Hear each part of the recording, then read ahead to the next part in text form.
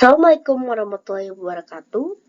Pada kesempatan kali ini, saya, Rafaifa Zarfan Fauziah, dari kelas X1 akan menyampaikan materi mengenai informatika.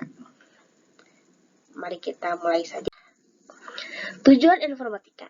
Informatika merupakan disiplin ilmu yang mencari pemahaman dan mengeksplorasi dunia, baik natural maupun artifisial.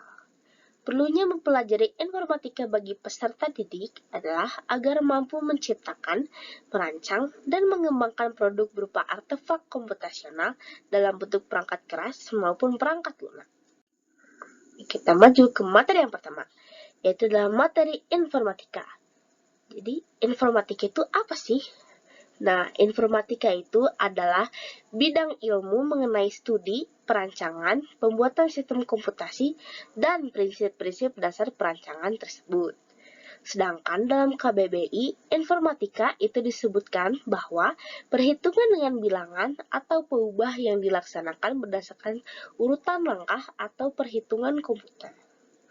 Selanjutnya, dalam informatika itu ada bidang-bidang pengetahuannya. Yang pertama adalah berpikir komputasional, yang kedua adalah teknologi informasi dan komunikasi, yang ketiga adalah sistem komputer, yang keempat adalah jaringan komputer dan internet, yang kelima adalah analisis data, yang keenam adalah algoritma dan pemrograman, dan yang ketujuh adalah dampak sosial informatika, dan terakhir adalah yang kedelapan adalah praktik lintas bidang. Nah, lanjut ke materi yang kedua, yaitu adalah berpikir komputasional. Apa sih itu berpikir komputasional? Berpikir komputasional itu adalah metode pemecahan masalah dengan aplikasian atau melibatkan teknik yang digunakan software engineer dalam menuliskan program. Nah, di sini ada tuntutan berpikir komputasi. Dalam berpikir komputasi itu ada tuntutannya. Ada dua, yaitu yang pertama adalah memformulasikan masalah dengan bentuk komputasi, dan yang kedua adalah menyusun solusi yang baik. Lalu selanjutnya, nah selain tuntutan, berpikir komputasional itu ada fondasi-fondasinya juga. Ada 4 fondasinya. Nah, di sini bisa kita lihat fondasi berpikir komputasional itu yang pertama adalah dekomposisi.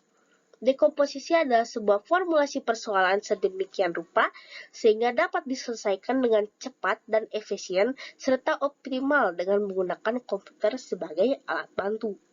Lalu yang kedua adalah pengenalan pola.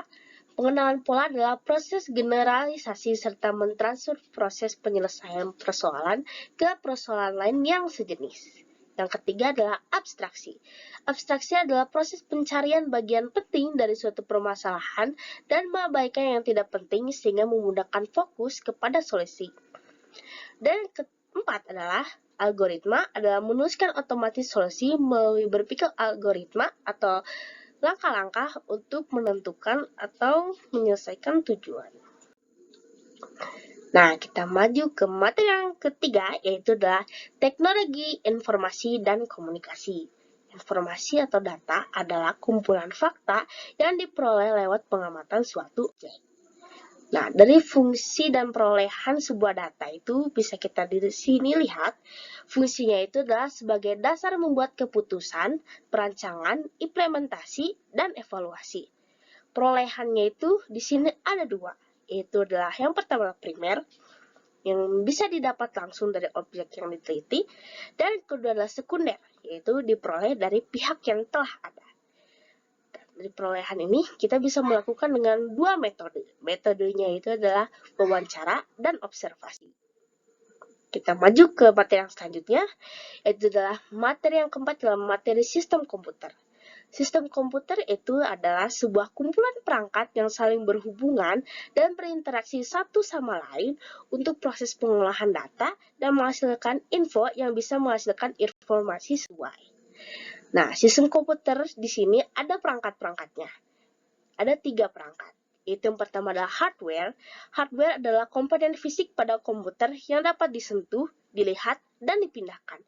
Lalu yang kedua adalah software. Software adalah program yang berisi instruksi untuk melakukan proses pengolahan data.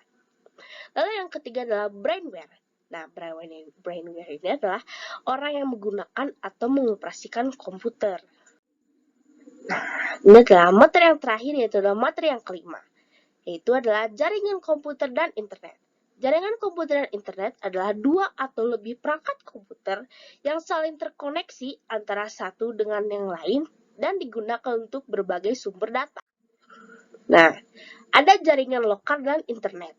Bisa kita lihat di sini, jaringan lokal itu adalah sebuah jaringan komputer berkabel maupun nirkabel yang menghubungkan komputer dengan perangkat lainnya dalam area yang terbatas. Jadi yang terbatas gitu, misalnya seperti ruangan, sekolah, dan lain-lain. Lalu yang kedua adalah internet. Internet itu kependekan dari interconnected network, yaitu sebuah jaringan komputer yang menghubungkan banyak perangkat di seluruh dunia. Nah, terima kasih atas perhatiannya semua.